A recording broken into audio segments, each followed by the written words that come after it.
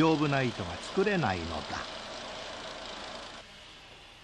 その分製造コストも高くつき、まだ採算が取れないでいる。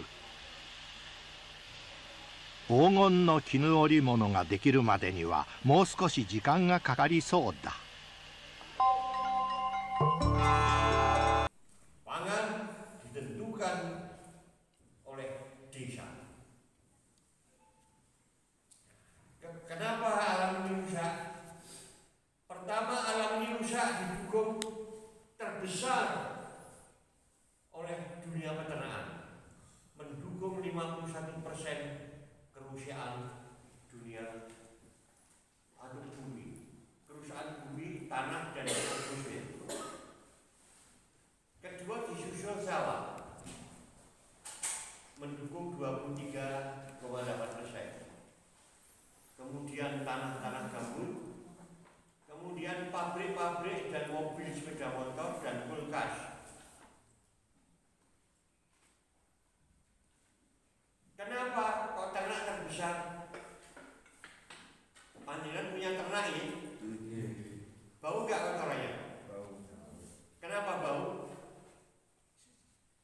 Kenapa bau? Kenapa bau? Karena masih ada proteinnya. Kalau kita cek kotorannya itu mengandung protein. Proteinnya ini membusuk menjadi amonia, NH3 namanya. Amonia keluar teroksidasi oleh oksigen, mengeluarkan gas buang namanya gas metan CH4, melayang di udara, memenuhi atmosfer kita. Gas metan merusak ozon O3. Ozon merupakan penyaring panas matahari. Kalau nggak ada ozon, bumi ini panasnya lebih dari 200 derajat. Nggak ada makhluk. Karena kesempurnaan Allah diciptakanlah ozon penyaring, sehingga suhu di sini di bawah 50 ya.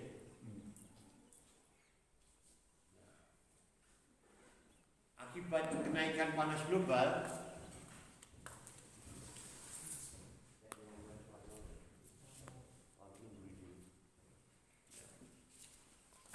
ya ini gas metan tadi menimbulkan efek rumah kaca, gas rumah kaca. Dari tahun awal 2023 sampai pertengahan Agustus kemarin 2004, jumlah gas metan di atmosfer sudah ada 80 juta ton, mengakibatkan perubahan suhu yang luar biasa, sehingga salju-salju di kutub utara kutub selatan meleleh, meningkatkan permukaan air laut naik. Laut di seluruh dunia itu berhubungan. Bluro hujan satu hari aja banjir, iya nggak? Hujan satu hari aja, beberapa daerah yang titik rendah pasti banjir,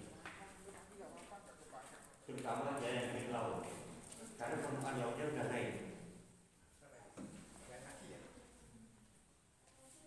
Maka banyak ulama yang mengatakan tanda-tanda kiamat sudah dekat, kan gitu.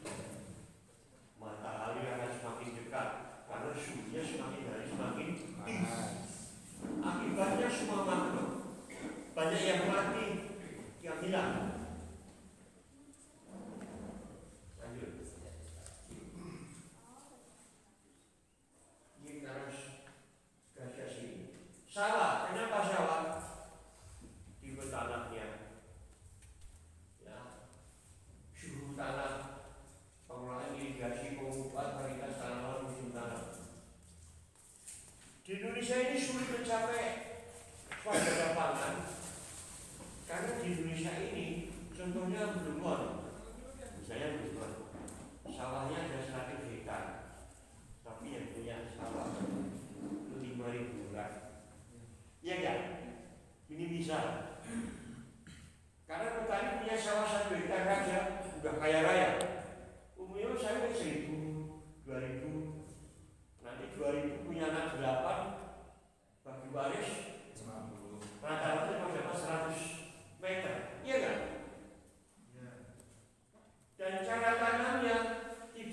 corporate agriculture atau corporate planting. Apa corporate planting? Menanam secara serentak. Harusnya tanah-tanah milik petani itu jadi tanah perusahaannya bisa. Yang 1.500 meter, coba kalau kalian punya sawah 500 meter ditanami padi, rugi tenaga kerjanya, ya, tidak sebanding dengan produknya. Maka dengan corporate culture ini, corporate agro atau corporate planting, semua sawah 100 hektar itu milik yang bersama, ditanami serentak. Ya, tanami serentak. Pakai tenaga mesin, karena tenaga kerja sudah mahal kan? Mesin. Hasil panennya dibagi bersaham. Ini sudah terjadi di Situbondo. Oh, sawahku 1.000 meter, hasilnya 1 hektar kilo. Ini 1.000 meter itu segini, 500 meter itu segini. Hama terputus. Ya, kalau sekarang yang 500 meter nanam, sini panen, sini nanam, sini pertengahan nanam, hamanya pilih terus, siklusnya hidup terus. Karena dapat jatah makanan gantian kan? Iya kan? Tapi kalau serentak, enggak, hamanya mati semua. Habis ditanam ini, habis ditanam ini. Jelas? Ya, jelas. Kenapa sawah mendukung emisi tinggi atau polusi tinggi? Di tanaman padi ini terdapat bakteri yang namanya Methanocarbina methanocarbina. Satu anak-anak dengan hidupnya itu minimum miliaran. Berapa triliun satu hektar? Dia mengikat karbon dioksida untuk bahan kehidupan, menghasilkan gas metan. Sayangnya pemerintah sekarang ini baru mau diadakan undang-undang karbon. Sudah disetujui. Sebenarnya undang-undang C4 karena karbon yang membahayakan. Besok sepeda motor yang mengeluarkan asap kena denda atau disita sepeda motor. Truk-truk yang mengeluarkan asap disita semua. Karena polusinya bahaya sekali. Itu. Nah, jenis padi ada yang mengeluarkan banyak bakteri. Tapi kita sudah membuat lawannya, namanya metil, sartinamidin. Dia akan menghambat penyerapan atau reduksi dari karbon oleh bakteri metano, dicegah sehingga bakterinya mati, tidak terlepas metan. Karena yang bisa membuat polusi itu air mengenang. Maka pengaturan air di sawah harus benar-benar dicoba, diatur yang sebenar-benarnya. Kalau sawah tidak boleh mengenang terus, ada saatnya pada waktu pemupukan tidak boleh mengenang kan? Tapi tidak boleh kering terus, kadang rumput dan itu kan, itu bisa diatasi semua. Ya, varietas-varietasnya, contohnya misalnya tanah apa, padi yang mengeluarkan itu ada jenis yang membuat tinggi sekali bakterinya. Cisanggaring itu mengeluarkan sangat tinggi emisi, sehingga sekarang sudah banyak dilarang menanam cisanggaring.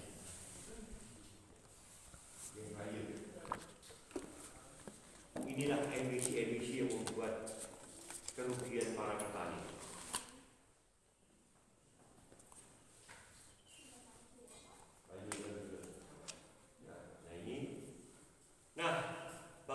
sekalian yang dirahmati Allah, mari kita kenalkan dulu tentang lembaga ini. Saya membentuk lembaga ini, saya ingin membentuk petani yang mandiri. Petani yang bisa membuat obat sendiri, petani yang bisa membuat pupuk sendiri, petani yang bisa membuat bibit sendiri, yang ramah lingkungan, tepat aplikasinya. Bagaimana membuat petani mandiri? Saya buat dulu petani itu profesional. Maka ada ilmu namanya karakter building. Mengubah karakter petani, bukan karakter sifat pribadi, tapi karakter usahanya. Karakter usaha petani masih belum baik, masih buruk, ya, masih transisi sekali. Karakter building. Kalau sudah karakter kita ubah, kita kasih namanya education building. Kita kasih ilmu. Setelah dapat ilmu, kita bentuk ekonomi building, membangun ekonomi. Karena desa adalah sentral ekonomi atau tiang ekonomi suatu negara atau bangsa, itu desa, bukan Jakarta. Nek desa ini makmur, negara ini makmur. Tapi selama ini desa ini bukan makmur, remuk ambil, ya kan? Remuk ambil. Maka negaranya gak karu-karuan ekonominya. Desa sentra ekonomi. Baru kita kenalkan teknologi building. Program yang salah banyak dilakukan pemerintah yang dulu, selalu teknologi building, teknologi itu. Ya. Bagaimana membuat petani profesional? Hukumnya 5I. I pertama, informasi. Mengajari petani untuk suka mau menerima informasi dan mau mencari informasi. Bapak Ibu sekalian datang ke sini untuk mencari informasi. Pulang ke rumah, buatlah ide. Ide adalah mengajari petani untuk membuat rencana kerja yang matang, yang tepat. Nih, orang Indonesia itu semuanya hanya dua ini, informasi dan ide. Untuk informasi dapat cara mengerjakannya, buat proposal, rapat digabungkan ke satu subjek orang saja. Ya, terlalu banyak yang bicara, terlalu banyak yang usul. Oh, sebaiknya ini harus ada satu komando, komando ilmu, komando ilmu. Maka harus ada I ketiga, inisiatif, kerjakanlah sesuai SOP. Yang keempat, inovasi. Mengajari petani untuk suka membuat inovasi dan membuat inovasi atau mau menerima inovasi yang baru, yang tepat dan ramah lingkungan. Ini yang paling utama, paling penting, paling hebat, tak kasih paling belakang. Insya Allah. Ada usaha dan doa. Bapak berdoa tanpa usaha, tidak akan mungkin. Allah tidak akan mengubah satu kaum kalau kaum itu tidak mau berubah sendiri. Ya. Agama tanpa ilmu pengetahuan seperti layang-layang tanpa benang, ikuti arah angin. Di bulan-bulan di bawah laut, layang-layang itulah yang penting. Ya. Tapi ilmu pengetahuan tanpa agama seperti mobil berjalan tanpa supir, mesti nabrak, mati dong. Ya, setelah ini profesional baru keajari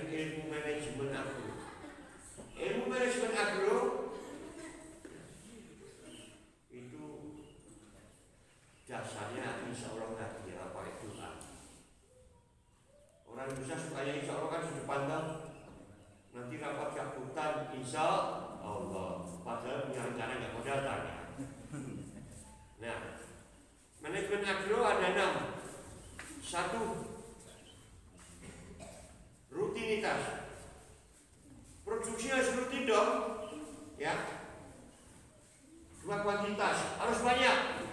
Jangan hasilnya 1-2 kilo. Pintalan tontonan.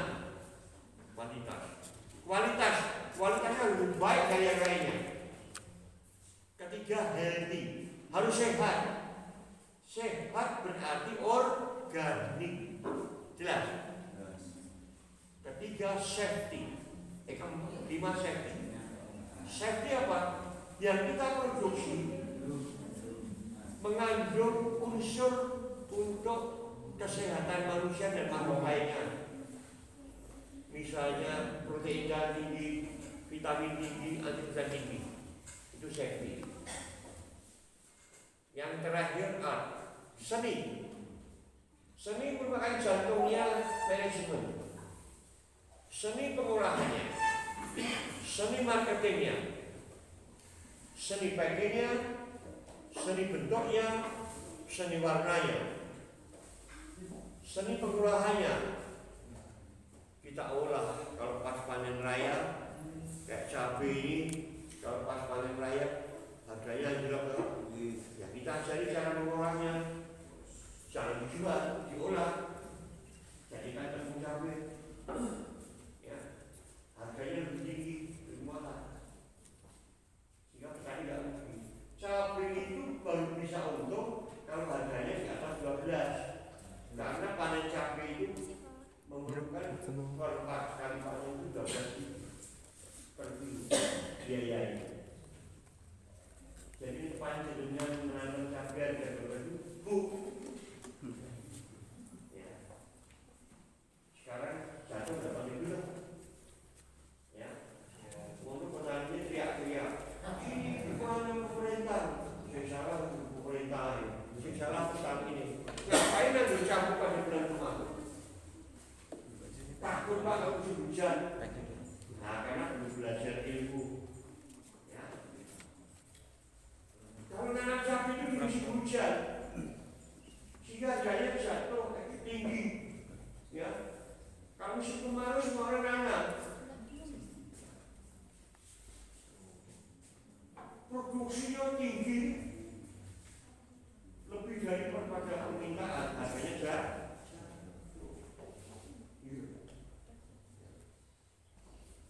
Manajemen mengajari itu. Jadi jangan tradisi. Aku petani cabai, dia petani nanam cabai terus, rugi untung orang masalah. Mulai cabai dari 100, petaninya memang baik, orang teriak-teriak. Ini harganya jatuh baru teriak-teriak. Maka kita harus mengajak petani untuk profesional. Tahu cara marketingnya, tahu cara pengolahannya. Nah, setelah belajar jual, baru bisa ajarin ilmu. Kita punya program penyuburan lahan dengan strategi emisi rendah. Yang kedua, optimasi lokal non-GMO. Yang ketiga, teknologi yang aplikasi dan ramah lingkungan. Ilmu ini saya sebut ilmu pertobatan. Kenapa saya sebut ilmu pertobatan? Karena selama ini kita bertani secara tidak sadar sudah menjadi pengkhianat. Ada marah, saya berkhianat pak, pengkhianat bumi. Tak ceritain, sebelum panjenengan lahir rohnya sudah berjanji sama Gusti Allah. Kowe tak lahir dengan melalui bapak ibu, sanggup jadi khalifah, sanggup. Turunlah kita lahir melalui bapak ibu. Setelah remaja, khalifah harus memimpin bumi, melihara bumi. Kita merusak bumi. Panjenengan semua ngasih pupuk urea, Panjenengan semua kasih insektisida. Panjenengan semua mengasih fungisida, herbisida. Makhluk Allah yang bermanfaat bagi tanaman dan manusia mati. Yang hidup hanya yang patogen, yang menyebabkan penyakit. Kita sebagai khalifah harusnya melindungi. Terjadi ketidakseimbangan alam. Ketidakseimbangan alam ini membuat kehancuran bumi. Dalam surat Al-Mulk 1-3, aku ciptakan 7 lapisan langit. Adakah yang tidak seimbang? 3 kali Allah berfirman. Allah menciptakan segala sesuatunya keseimbangan. Ya. Termasuk menciptakan agama keseimbangan. Gak ada perintah Allah untuk mengislamkan seluruh dunia, tidak ada. Dibuat berbagai agama untuk menguji keimanan kita. Iya gak? Ya. Gak ada Allah menciptakan pacar laki-laki semuanya sama. Kabeh paling podo, gak ada yang podo. Dunia hancur. Nanti SSD kita salah pilih. Bujuku yang kan gitu kan? Iya gak? Perbedaan itu untuk menguji keimanan kita.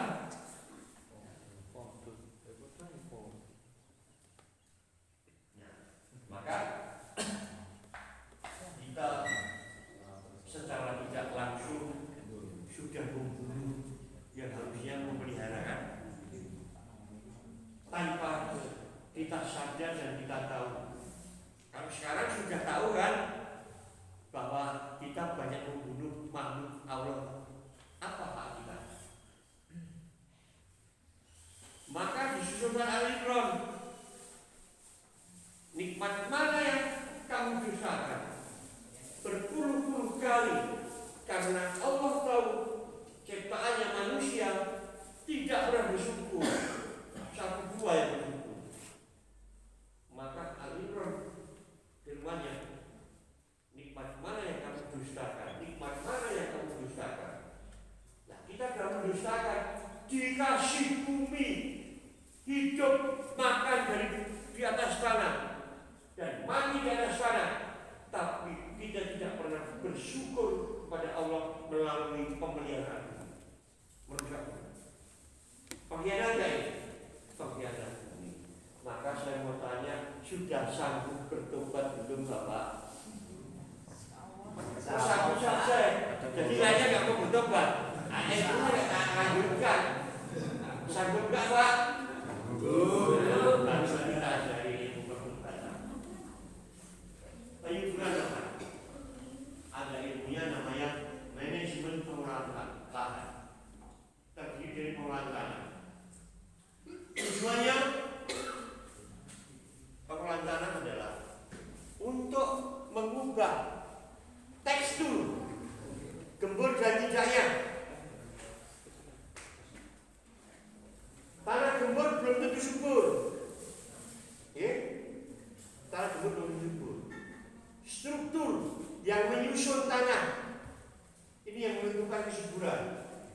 Kontur kalau tanahnya berbukit buat terasiring yang ramah lingkungan. Selama ini petani kita tanah berbukit tidak ramah lingkungan karena membuat terasiring jangan dikasih sekat,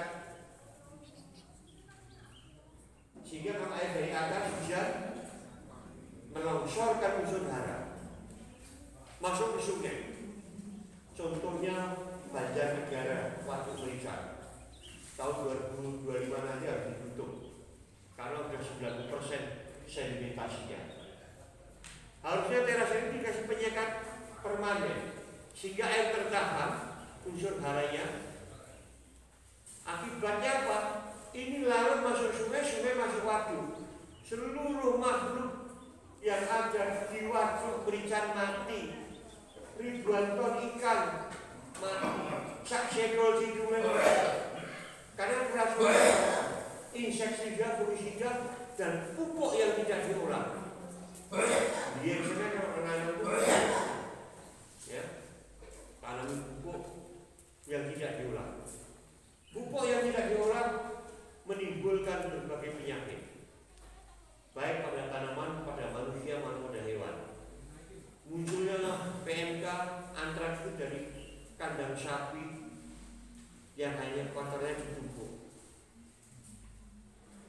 munculnya penyakit virus pada tanaman, sengon, jeruk dan sebagainya, cengkeh. Sekarang banyak kan jeruk yang mati, cengkeh yang mati, kering, itu karena kotoran penggunaan pupuk kotoran yang tidak diolah. Nah, pertama setelah dibaca, dicampur, diolah, di situ residu bahan kimianya masih tinggi. Akibatnya nanti bakteri organiknya mati. Maka harus dicuci dulu. Cuci pakai bakteri. Namanya broccoli. Per hektar hanya butuh 3 sampai 5 liter. Dan trichoderma 1 kilo per hektar. Campurkan dalam 300 sampai 500 liter air. Aduk. Semprotkan pada lahan yang sudah digaruk di rotari atau dibaca atau disapu. Semprotkan rata. Biarkan 2 hari.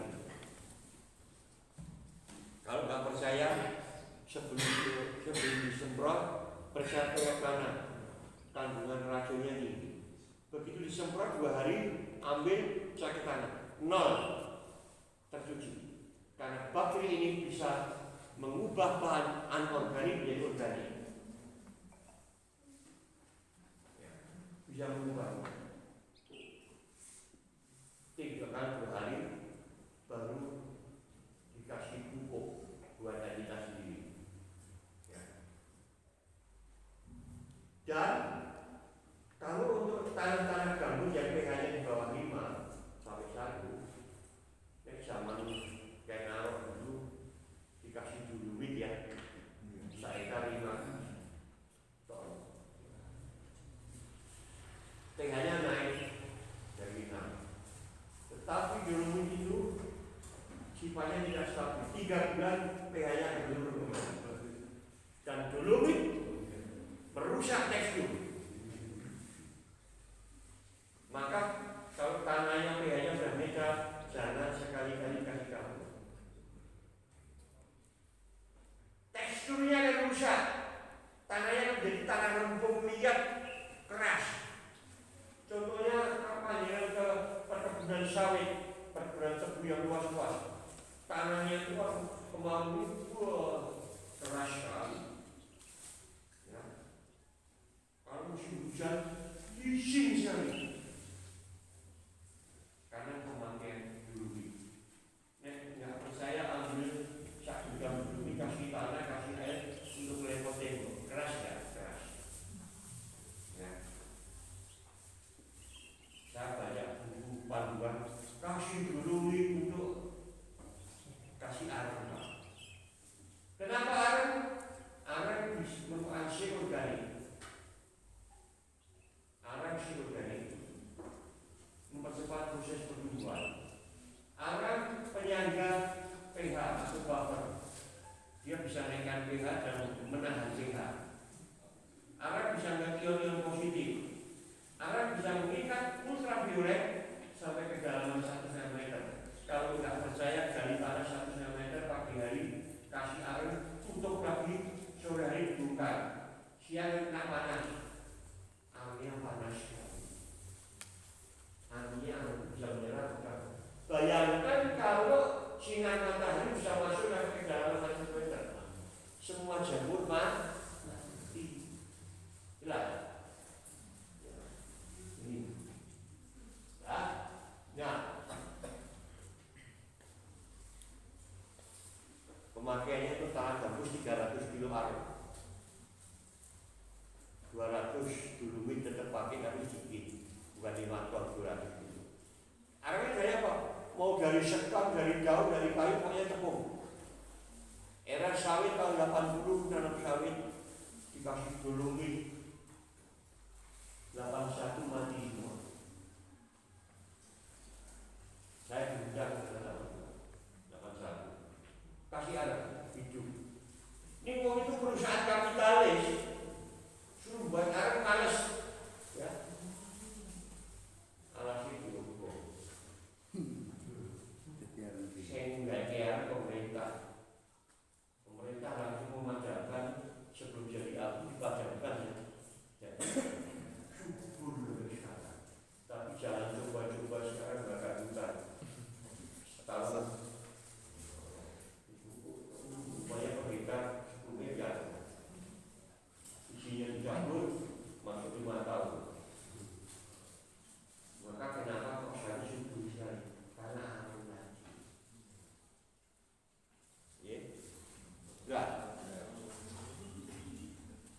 kedua sanitasi, di mana sanitasi tujuannya pemberantasan penyakit tanah. Di mana tanah-tanah tadi bakteri-bakteri atau jamur yang menguntungkan manusia dan tanaman mati, yang hidup patogen. Panjenengan nanam apa saja kira penyakit, ya. Maka kita bersihkan dulu dengan memakai agen hayati. Ada Trichoderma, Befaria, Metarhizium, Mycorrhiza. Trichoderma diberikan di mana? Di tanah, pokok batang, bawah daun.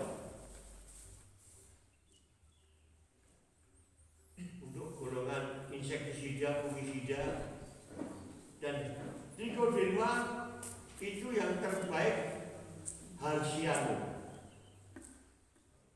Di Indonesia itu lebih dari 80 Trichoderma, tetapi yang digunakan hanya dua, Gliogadium dan Konimi. Tidak efektif, hanya tahan pada suhu 55. Kalau banyak Trichoderma dari BPTP, tulisannya apa? Trichoderma SP itu Gliogadium, yang mempan untuk sabun yang lain. Pakai yang Halciano. Befaria diberikan di mana? Tanah, batang, bawah daun, untuk golongan kepik dan kutu. Metarhizium diberikan di batang, bawah daun, untuk golongan bersayap. Mycorrhiza diberikan di tanah saja, dia tidak tahan suhu matahari. Mycorrhiza merupakan jamur ajaib. Dari penelitian para dokter profesor, Mycorrhiza bisa kerjasama atau sering disebut dengan simbiosis mutualisme, kerjasama yang saling menguntungkan. Dia akan meliputi, akan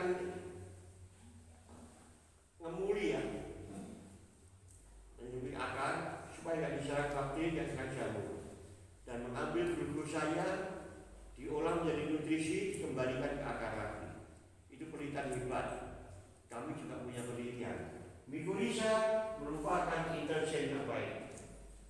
Intelijen apa? Intelijen yang bisa mengidentifikasi adanya air. Contoh, di sini tanaman berbulan-bulan, 1-2 bulan yang tak siram. Biasa siram 1 meter jaraknya sampai 10 meter. Saya kaget, tanamannya tetap seger hijau. Dan begitu kita bongkar, Mycorrhiza tumbuh sampai 10 meter ke bawah dan ke samping. Mencari air, ketemu air jangan menyerah, bertindak sebagai pipa. Untuk diberikan ke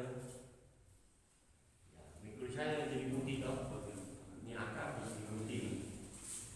Jadi diserang bakteri, kan diserang apa? Kemudian mencari air, memanjang terus.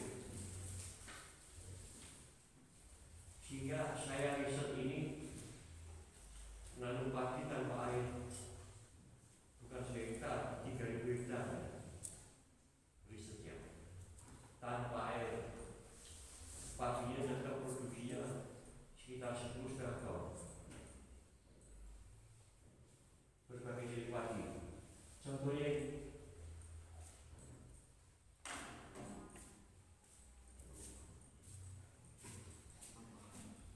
protein hijau. Ya. Karena Mycorrhiza sampai 10 meter mencari air. Sana hijau. Wah, mungkin bawahnya ada air. Ya ada, mungkin 1 meter, 2 meter. Akar padi cuma berapa senti sih? Ya, satannya di pasir. Ya.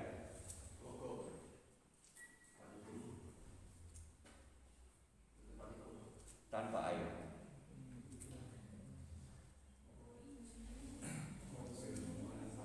Ya.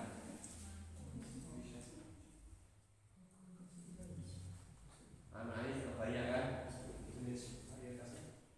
Ya. Jenis varietasnya.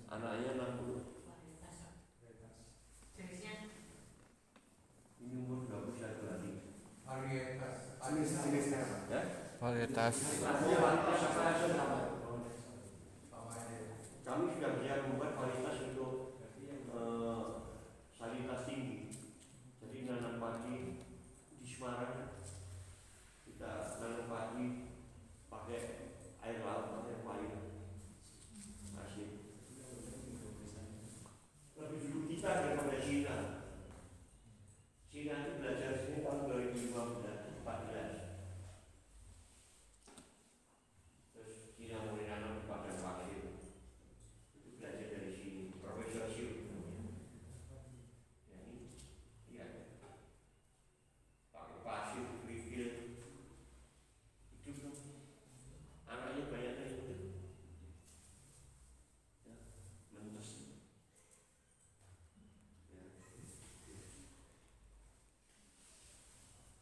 Yang sudah melakukan 3.000 hektar ini situ bodoh, bekas tambak udang, jagoan.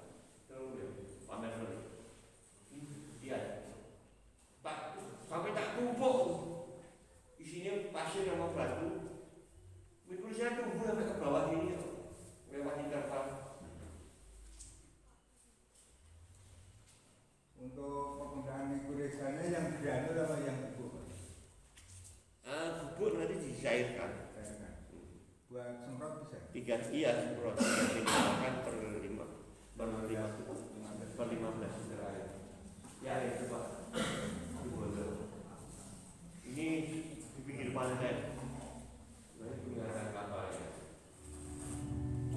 Sini Bondo sudah mencapai 3 penyuburan lahan. Optasi Genoka sudah punya beras di Bondo 1-2 plus teknologi.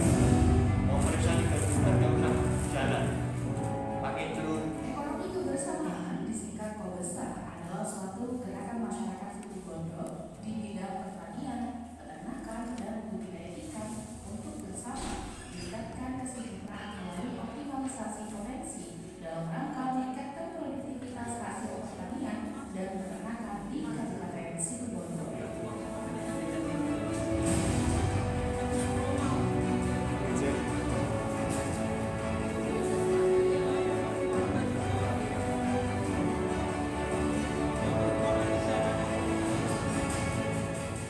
Dengan pelimpahan yang limpah pertanian, peternakan dan budidaya ikan, program Kobesa menjadi solusi cerdas untuk mengintegrasikan sumber daya yang ada.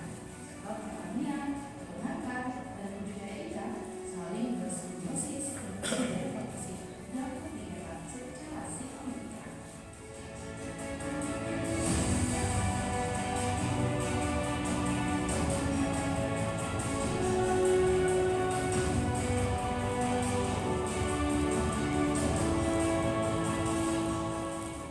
Dukungan smart farming dengan implementasi internet of things di setiap perangkat sensor mampu mengirim data kesana secara real time dan memberikan notifikasi kepada petani tentang informasi ketersediaan pembantu, jadwal tanam, jadwal panen, dan ketersediaan pakan ternak melalui smartphone.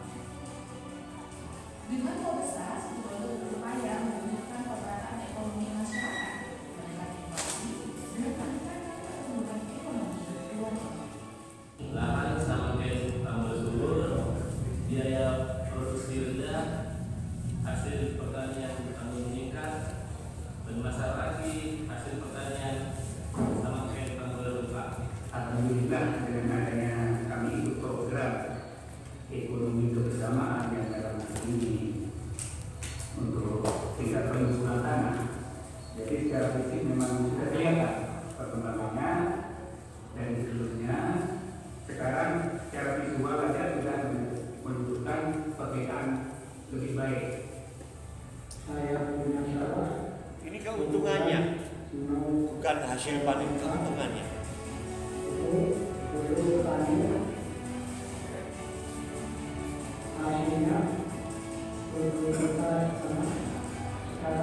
Kalau disemprot di bedengan berapa hari untuk langsung tanam itu? Berapa hari langsung tanam? Berapa hari maksudnya disemprot di bedengan mau kita cabai apa-apa itu? Pemindahan bibit usia berapa?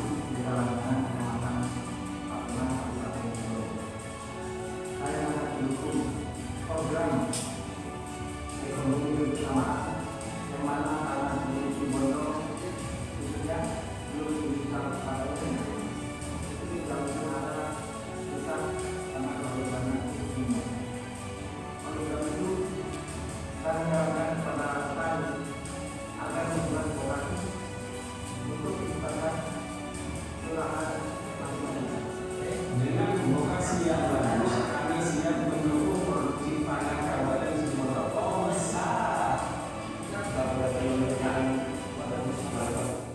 Jadi kerjasama dengan dinas mengontrol kualitasnya ternyata terbaik.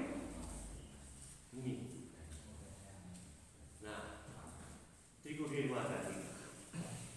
Trikoderma, bagaimana cara penyerangannya? Kalau tanah sudah disemprot Trikoderma, dia akan tumbuh, sporanya tumbuh. Begitu ada kembang badak atau wanggong atau rhinorites bertelur di bawah tanah 300 sampai 400 butir, keluar mati. Petani kalau nemu wanggong mati harusnya sedih karena sudah ada generasi 300 butir. Telurnya terinfeksi karena ada Trikoderma, bisa menetas. Selama 7 hari dia akan mati, ditumbuh spora. Ditumbuh spora yang menjadi hifar dan meselium, diurai. Ingat, jamur tidak bisa membuat makan sendiri. Jamur bisa hidup dari organisme lain.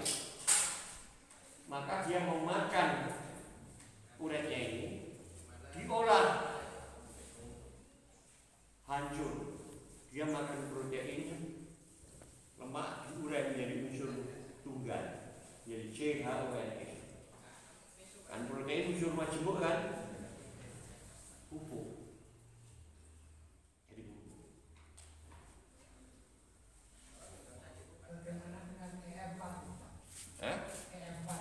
Apa? Itu bakteri cuma siang 4, nggak ada apa-apanya. Nanti belum sampai, nanti yang 3 lah. Nah, Bevaria untuk butuh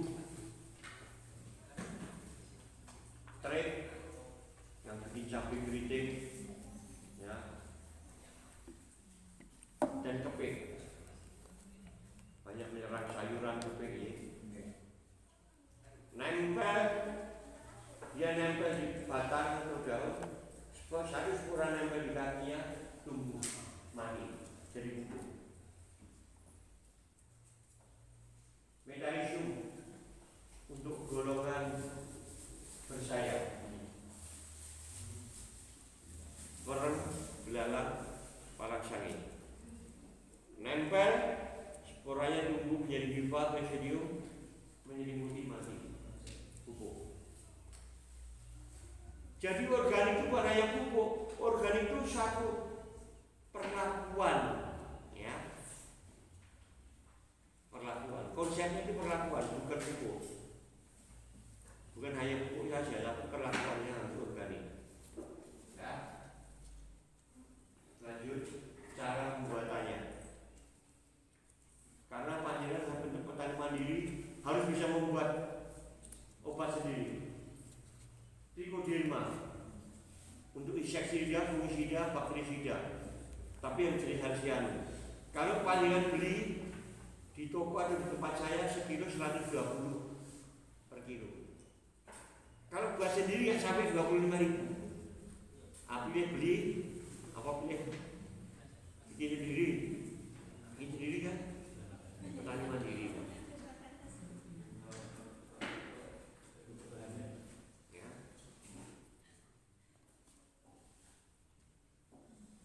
Nanti semua kita praktekkan cara pembuatannya.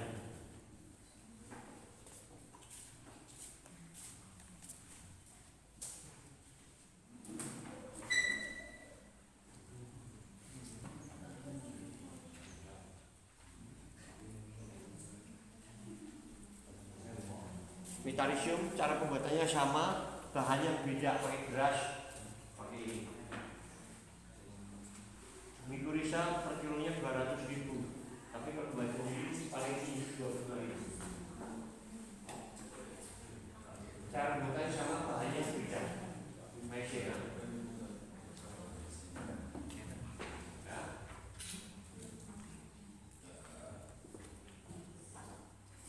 Nah ini yang ketiga. Yang ketiga manajemen dalam pengolahan tanah itu penanaman bakteri.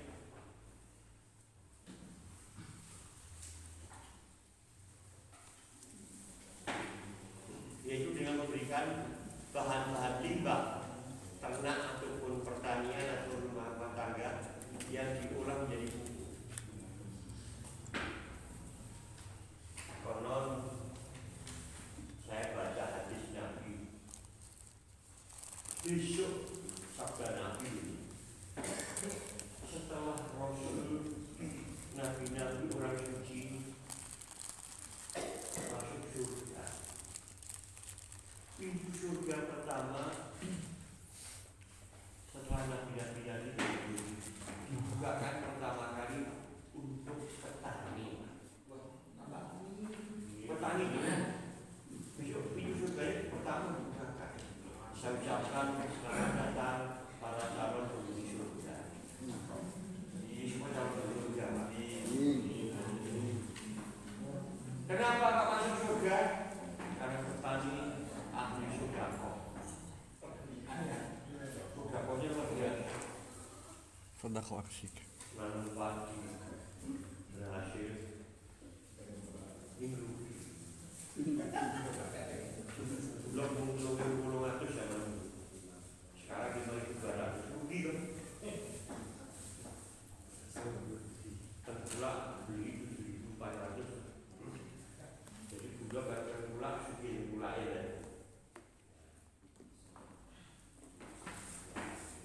Nah, cuma sodako yang tadi itu salah. Bukan bayar yang sama surga.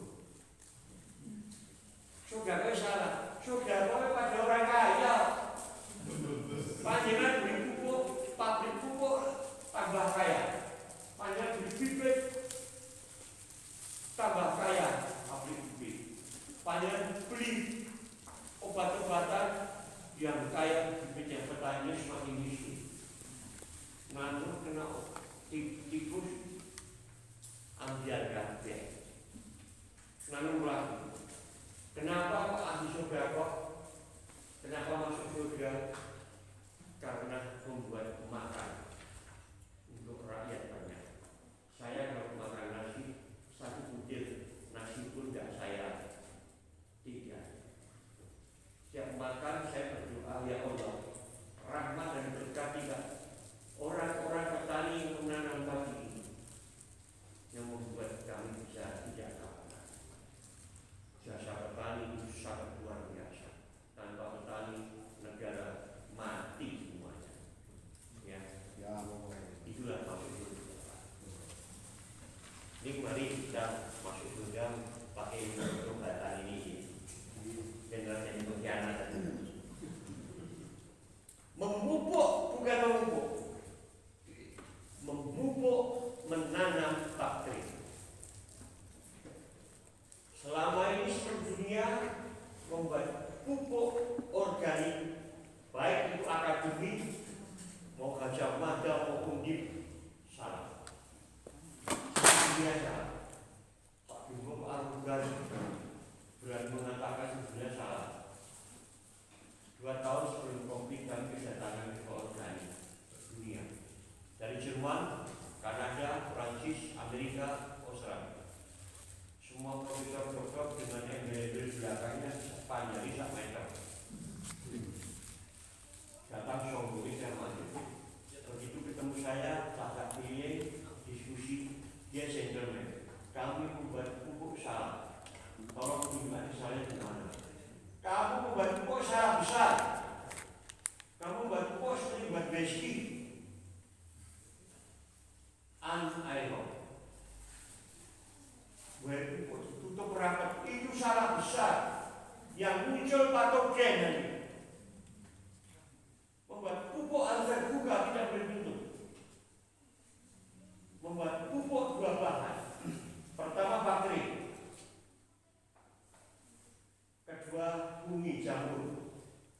Bakteri minimum harus mempunyai 15 jenis bakteri perombat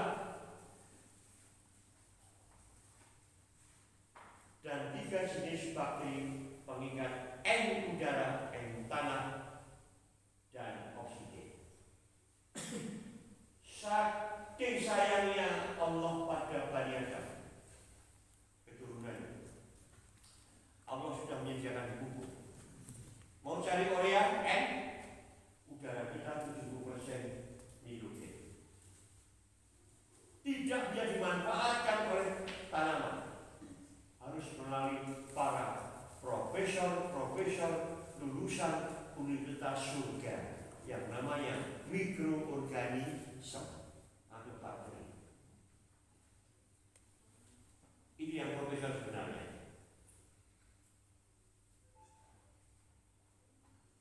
Yang kedua, membuat pupuk harus aerob, lantainya harus tanah. Bagaimana kalau tanah sudah terlanjur dikasih semen, dibuat kemiringan untuk mengalirkan air endapan? Bakteri saya isinya 26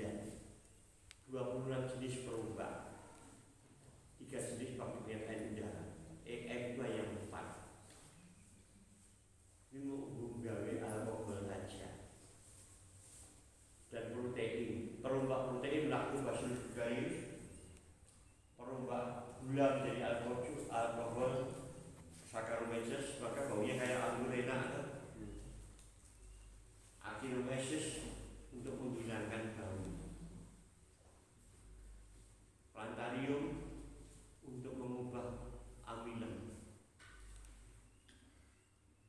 Harus ada ini perubahan. Jelas Pak? Jelas. Pertanyaan terjawab ya. Bakteri ini hasil disertasi saya. Saya S1 ada 2. Satu Fakultas Pertanian UGM, saatnya sekolah tinggi teknologi pertanian. S2, S3-nya di Amerika. Ini University of Michigan University. Dan disertasinya ditolak 2 kali. Saya dapat beasiswa bukan dari Gajah Mada, dari Universitas yang Michigan. Setahun sebelum datang. Zaman saya kuliah, zaman saya jadi dosen, gajiku 1,40 setahun. Ya, cuma berapa? 1.400.000, 1.600.000 kan. Padahal di sana biaya hidup sama kuliah 2 miliar. Jadi nggak kuat bayar ya Pak. Kuat bayar ya universitas. Kurang 1,5 tahun stres ya. Untung istri saya ini anaknya kiai ya. Ngomong, kamu ini kok Islam stres, misin mantu kiai stres. Mantu baca Quran, baca Quran. Saya sangat tertarik dan mengilhami saya firman Allah tentang air. Firman Allah tentang air ada 62 ayat. Terdapat di Anbiya, An-Nahl, Asy-Syura, dan Al-Baqarah. Surah-surah ini. Yang berhubungan dengan air ada 200. Saya simpulkan menjadi 4. Air sebagai sumber kehidupan. Panjenengan ini kadar airnya 70%, kurang 2% pingsan. Ya, dehidrasi. Air sebagai lambang konservasi tanah. Air sebagai lambang kesucian, berwudu, mandi, agama apa saja, lambang kesucian air kan. Dan yang keempat, air lambang surga. Tempatkan kalian besok di surga yang di dalamnya mengalir air-air yang jernih.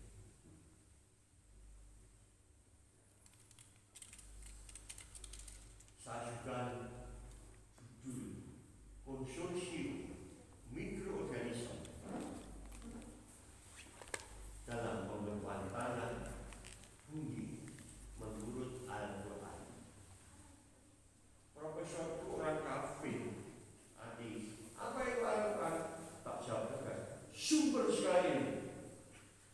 Kamu bodoh hari ini. Sumber sekali itu akademi. Sekupu hitam dengan Al-Quran. Semua ilmu ada di Al-Quran. Jelaskan.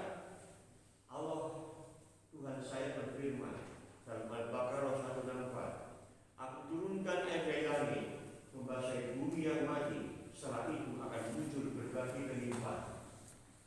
Ya, akan muncul berbagai kehidupan.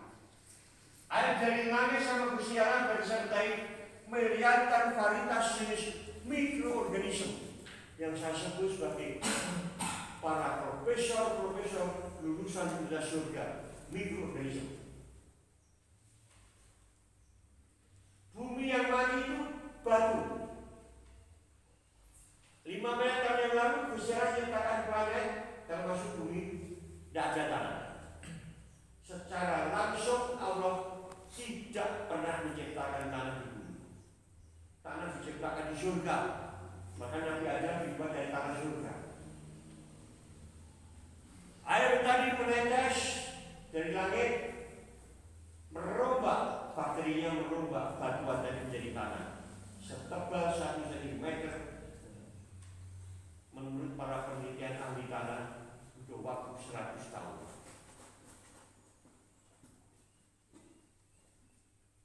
Lima miliar kemudian bumi kita ini tanahnya sangat subur, tebal. Maka ahli-ahli tanah, ahli biologi untuk mengetes usia bumi hanya melihat lapisan tanah. Padas itu tanah batuan yang muda, tanah muda. Nah, Allah menciptakan Bani, 4 Bani. Bani raksasa. Kalau kita dengan wayang, ini ada cerita raksasa, itu bukan khayal, itu fakta. Di mana raksasa tadi jumlahnya jutaan, yang tingginya minimum 60 meter, ya, tingginya 60 meter, dan hewan raksasa paling rendah 10 ton sampai 200 ton. Ini Bani 4 tadi berkhianat ke Gusti Allah, maka dihancurkan melalui meteor. Dulu bumi yang penuh dengan air berlimpah tanah yang subur hancur menjadi padang pasir. Profesor, oh begitu? Iya. Kamu mau penelitian di mana? Di Afrika, di Jeddah, dan gurun-gurun Amerika. Apa yang kamu teliti? Kenapa di sana? Saya lihat di sana rusa, jerapah, zebra, babi, celeng, gemuk-gemuk. Hidup di padang pasir, makan rumput kok gemuk-gemuk, jumlahnya jutaan. Bison di Amerika, gemuk-gemuk, gak pernah sakit. Yang saya teliti pertama adalah tanamannya. Tanaman saya teliti, saya terkejut. Paling rendah protein tanamannya 30%. Dengan kadar karbohidrat super tinggi, gula tinggi. Jadi mereka hewan-hewan baru makan sedikit, tapi nutrisinya terpenuhi. Beda dengan kita ini kan beternak asal kenyang saja. Ternak kasih jumlah mikro kalau diolah pasti apa asal kepenting gede. Sapi itu perlu kasih ya. Jadi hewan itu dikasih makan malaikat atas seperti Allah.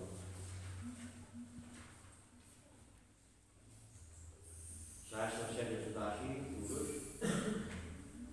membuktikan konsumsi bakteri tadi saya tahu pasir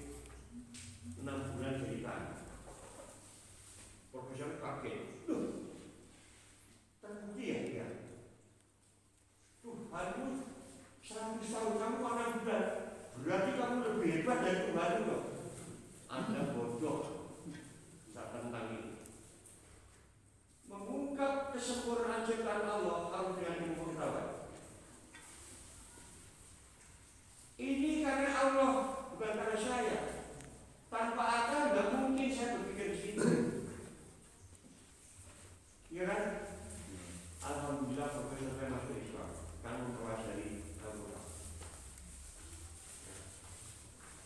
Saya sudah meninggal, dia 2 tahun ke Indonesia. Dia merasa saya akan menemukan Tuhan sebenarnya. Dia masuk Islam. Karena dia selalu mengatakan, kalau kamu punya Tuhan, wujudnya kayak apa? Selalu begitu. Tunjukkan wujudnya Tuhan. Aku marah tak tampak. Pulau. Wakil dia mau marah. Sakit. Bisa menunjukkan wujudnya sakit. Sakit itu kan rasa. Bisa menunjukkan rasa. Panjangan makan asin bisa menunjukkan garam. Makan manis bisa menunjukkan. Tapi coba tunjukkan sakit. Bisa nggak? Nggak bisa. Itulah kaum kaya Tuhan. Baru satu ya. Jadi membuat pupuk global. Caranya 1 liter bahan ini, setengah kilo dikurima propolis untuk 1 ton kotoran hewan apa saja. Boleh juga boleh campur ayam, sapi, kambing, pokoknya semua sampah hewan. Boleh dicampur bahan organik rumah tangga, boleh bahan organik pertanian, misalnya jerami atau gagang apa saja, ya, gagang kedelai, bobo, ya, boleh. 1 ton itu 1,1 meter kubik. Nah, caranya ditumpuk 25 cm. Oke. Pokoknya sampah semua, Pak. Ya. Sampah.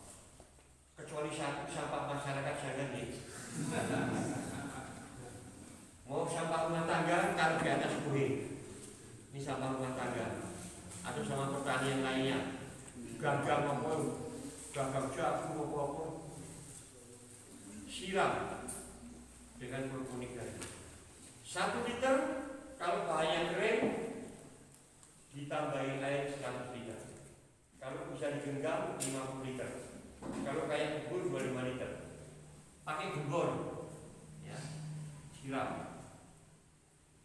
Terus tumpuk lagi. Oke. Ini kalau kue semua ya siram kue minimum 4 lapis.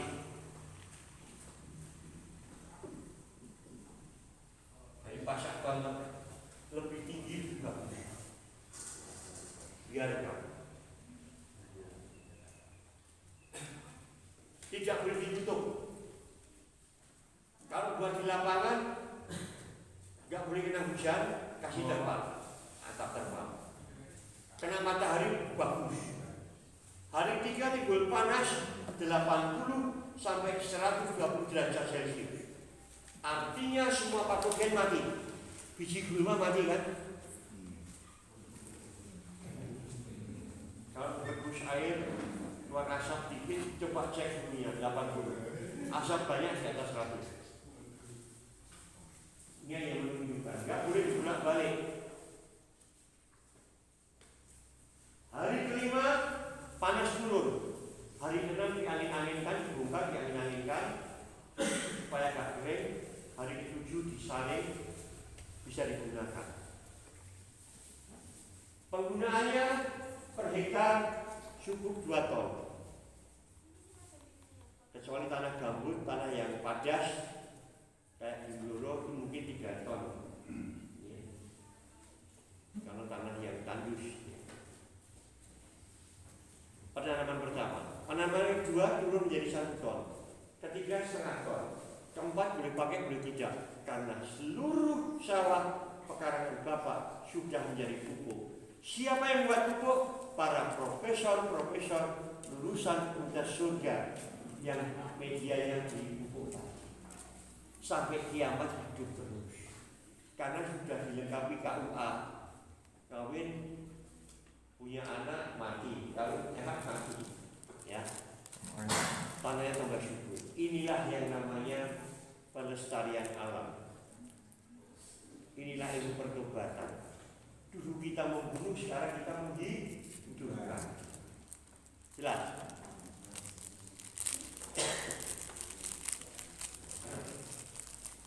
Yang terakhir, drainase irigasi yang baik.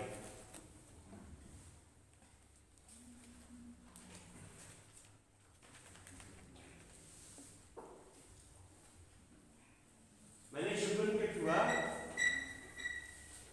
adalah penanaman. Ada 3: penunasan, pembibitan, penanaman ilahan.